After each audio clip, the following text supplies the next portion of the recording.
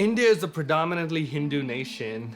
Less than 2% actually of our 1.3 billion people are actually Christian. So that's just a sliver of our entire population. So you can imagine what a mission field India is. And that's kind of what motivated my parents to get into church planting. My dad was a chemical engineer, my mom was a doctor, but then they both felt God's call in their life to kind of be in the ministry, particularly in starting churches, planting churches in parts of India where the gospel has never, been preached before. There was one decisive moment that kind of like made me realize that I wanted to be in ministry. So I was 9 years old and I was diagnosed with a terminal kidney illness. I remember I was in the hospital for about 2 months, and there was this one day I saw my parents come in and they were crying. And my mom is a doctor, so she's this really strong woman. She never cries.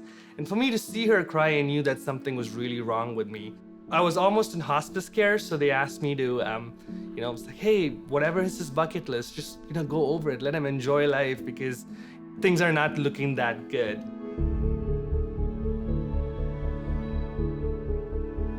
That incident was an anchor for my faith because I knew if God wanted me home, he would have taken me then, but he has me for a specific purpose, and I believe that is to teach the word and share about him.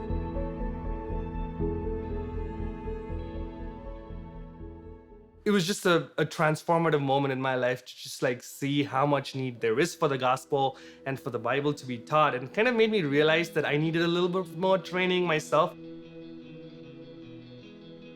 There was this time I was just reading a biography of D.L. Moody, and I was just so inspired by this guy's passion for Christ. I read towards the end of the book that he had a Bible institute, and I go, well, if this guy is great, his institute must be great as well. I need to go and study there.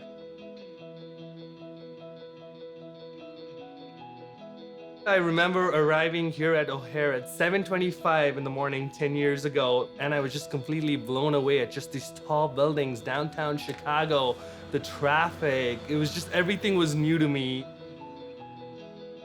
When I came to Moody, I did not know anyone previously, but I discovered that there was a professor in the seminary who was from the exact same town that I was from. It was such a blessing for me to have her and her husband like walk with me through that first initial months.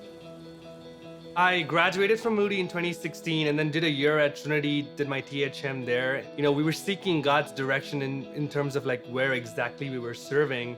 So when I got accepted into the PhD program at Trinity, I was not earning a lot of money. I was in pastoral ministry. I had a family to support, and there was this huge need because education is not cheap. And it was at this point that, God brought 222 Foundation into my life. So coming into the program at 222 Foundation, I was really excited about the financial part of it, but little did I know just the indelible impact that 222 was going to have an impact in my life because of their mentorship program. I loved being in seminary. I loved studying about the word, but they can't teach you everything. They can't teach you how to be an accountant at a church. They can't teach you how to be a staff director or do HR stuff, how to pay payroll taxes, even interpersonal conflict, leadership development. There's just so much to learn. And that's where 222 Foundation has made a huge difference in my life. Looking back and just seeing how God has led me in ministry, in life, and I think it's biblical as well in the sense that we need people to come alongside of us to kind of like provide us the direction that we need. Part of my heart is obviously in India. I'm still involved in ministry back there. I'm part of the leadership team in our missions organization, providing strategy and leadership.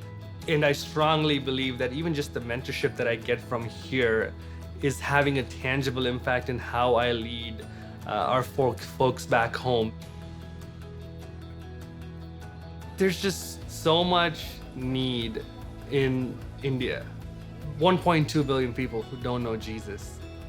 So even now, 222 Foundation is having a global impact in reaching the world, in developing leaders who impact the world right now in a tangible way.